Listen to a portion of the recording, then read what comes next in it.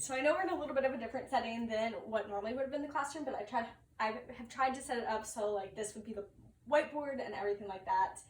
So we'll just get into my leader interview project.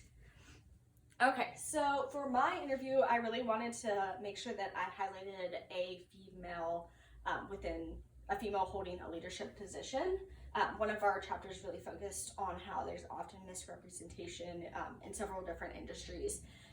So I really wanted to make sure to reach out to a female leader. So I emailed several different people here in Morgantown that I wanted to interview, but I don't know if it's just because of the pandemic and people being out of their normal daily lives. I didn't really hear back from anybody, but Kate Dye did get back to me, so I was able to interview her over Zoom, which I was really happy to do. So one of the reasons I wanted to interview her is that she and her vice president, they were the first two females to share those roles within WVU history, which I found interesting. And I also wanted to learn more about what it's like to lead a group of peers as opposed to somebody where you have sort of that assumed leadership role. Okay, so before we did the interview, I did my research on her because I wanted to focus more on the interview portion being just her leadership style. So I looked up what her duties included, and it includes leading several different groups, the Student Government Association, the entire student body, her cabinet, and also serving on the Board of Governors, which is pictured here. And she talked about in her interview how this was what she found to be one of her most important roles. You can see in the picture that's pretty much just, the board completely is comprised of adults. And so she found it really important that she was there as a student, and the student advocacy portion of her job, and making sure that students' needs were heard within those board meetings. Okay, so now getting into some of the questions that I asked. These are all questions that I found were important and that her responses were equally important. So one of the questions I asked was focused on female leadership. So I said, you and Maddie Matheny were the first two women to share the roles of president and vice president. Did this have any impact on your leadership style? And she responded that she knew that this was an added weight going into the situation. So she talked with her vice president on making sure that they held each other accountable and to always ensure clear communication. That way her, the group that she was leading always knew what was expected of her and of them.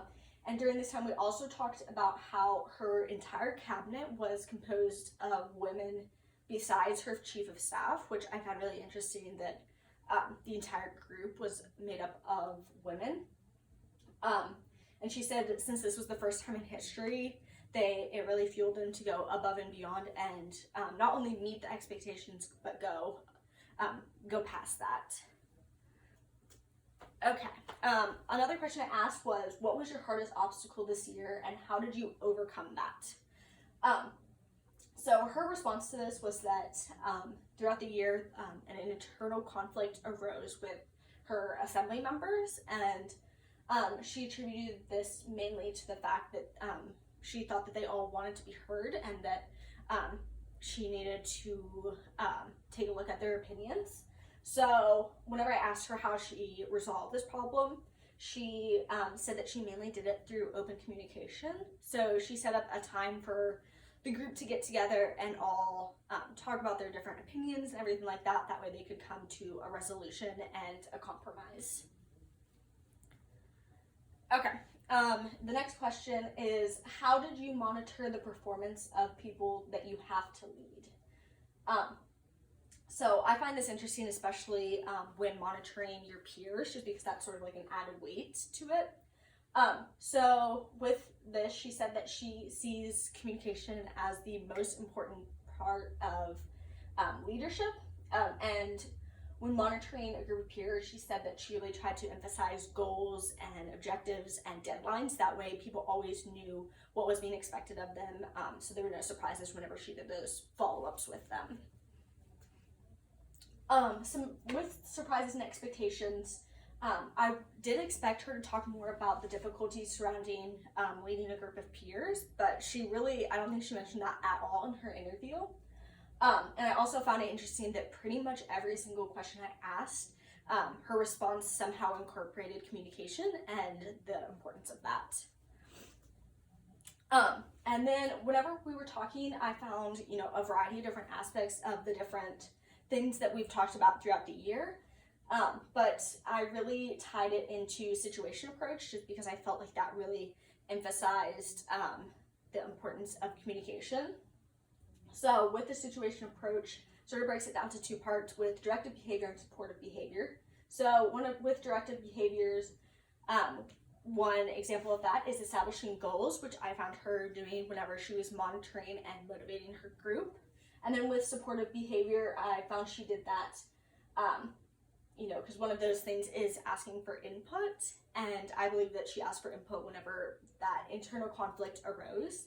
And she was able to have a conversation and work out what they were going through so that there was that clear conversation, a two-way conversation rather than her just talking as a one-way conversation. So with the situation approach, we have this model that I looked at, and I really identified her within the S2 category, the coaching, because, as identified in the last slide, we did talk about how I believe that she has high directive and high supportive behaviors. So those two aspects really, I think, hone in on her having that coaching. Okay, so for her strengths and weaknesses, her strengths were being an active listener, detail-oriented, a good communicator, and her weaknesses were micromanaging, taking on too many roles, and forgetting to delegate. So with the strengths, she really used that with her communication skills.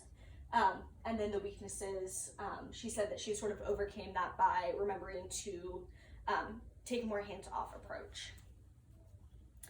Okay, so for similarities, I believe that we have, I also really value communication. I've been in situations where my boss hasn't had the greatest communication skills, and I know how that feels to feel lost and everything like that. I also know the importance of affirmations. She talked about that in her interview. It's great to emphasize if people are doing a great job. And I think that we have similar weaknesses.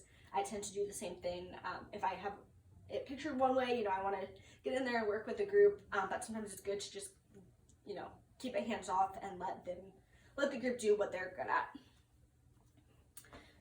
Okay, so then some other notable quotes was I've gravitated towards leadership positions, but my leadership skills have been something I've worked to achieve and that are ever evolving. With each new position obstacle, I've gained new skills and grown as a leader, which I totally understand that, every situation you go through, you're developing more as a leader.